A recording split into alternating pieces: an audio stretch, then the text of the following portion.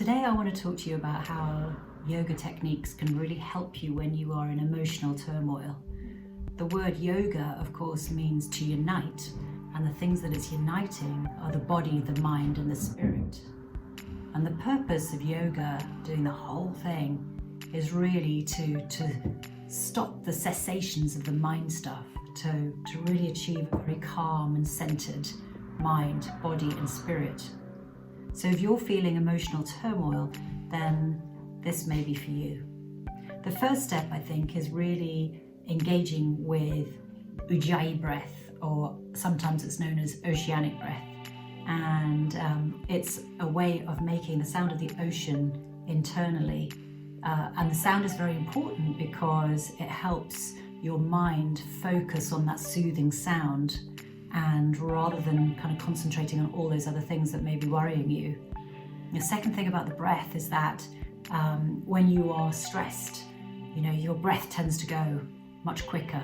So regulating the breath and really sort of evening it out is proven to lower your anxiety levels and kick in that rest and digest parasympathetic nervous system. So let's start with that, oceanic breath or ujjayi breath. So take a slow inhale, 2, 3, 4, and exhale it out. Inhale, 2, 3, 4, and exhale out through your mouth, sigh it out. Inhale, 2, 3, 4, and this time make the sound ha, like you're fogging up a mirror on the way out. Inhale, 2, 3, 4. Okay, this time you're going to keep making that noise, but you're going to shut your lips. In through the nose. And so try and match that sound on the inhale. So inhale, exhale, close your eyes, and exhale. Inhale as if the waves of the ocean are coming in, and exhale, waves are going out. Okay, so keeping up that oceanic breath. You might want to put your hands together in prayer position at your heart center, but close your eyes, keep that breathing going, and consider these questions.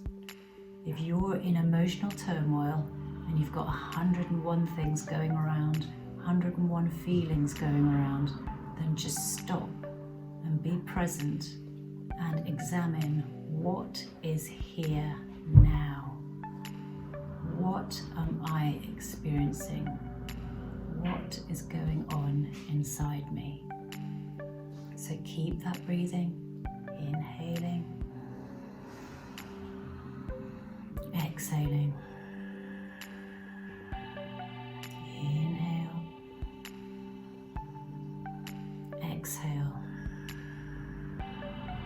One more time, inhale, exhale.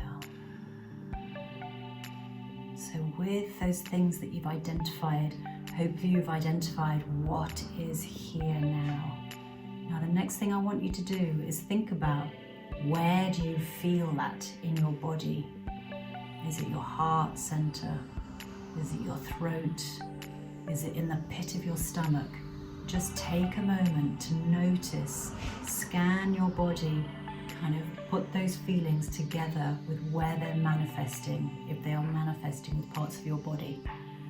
Show that part of the body some attention and acknowledgement. Often we think of we talk about heartache when we're grieving or terribly sad. When we find it difficult to speak, our throat physically constricts when we don't have the words or we're frightened to say something. The stomach, the solar plexus, is very much associated with willpower and determination and having the guts to do things. But when we're anxious and nervous, the stomach is one of the first places to be affected. So just notice what you are feeling, what is present now, and where it is manifesting in your body. So keep that breathing, inhaling and exhaling. Inhale and exhale. One more time, inhale and exhale. Now I just want you to start processing, thinking about those feelings, the fact that they're connected to your body. Have a look at them, examine them, process them. What are those feelings trying to tell you, even if they are uncomfortable? Normally, feelings and feelings of discomfort are attached to a value that we hold dear. So if we're feeling anger, it may be because there's been injustice. If we're feeling shame, it might be that we wish we could have spoken up a bit more, or we're just hurting somewhere. So what is your feeling really, really belying? Just have a moment and think about that. Keep your breathing. Inhale, exhale, inhale and exhale, inhale and exhale. Really acknowledge those feelings, acknowledge what's behind them, get to the root of what is causing that to bubble up. Respect and honor them. There's no right or wrong in feelings, they just are. So they can't really be squished, they can't be denied, they won't go away, they'll just keep coming back until you process them and deal with them. So the next stage, if it's possible for you, you might need to stay at this stage for a bit. But when you're ready and you feel that you've acknowledged those feelings, you understand what they are, where they're coming from, then ask yourself, what is possible from here? Where do things open up? Where could things go? How could you do things differently? How could you honor those values more? What are you not honoring at all? So let's finish off by 5 oceanic breaths. So inhale, exhale. Keep up with the sound. Inhale and exhale. Inhale, exhale, inhale, exhale. I want to end by saying, remember that you cannot pour from an empty cup.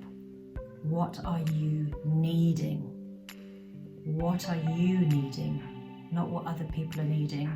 What are you needing to really attend to those feelings and that emotional turmoil?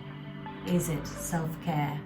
Is it nutritious food? Is it just rest?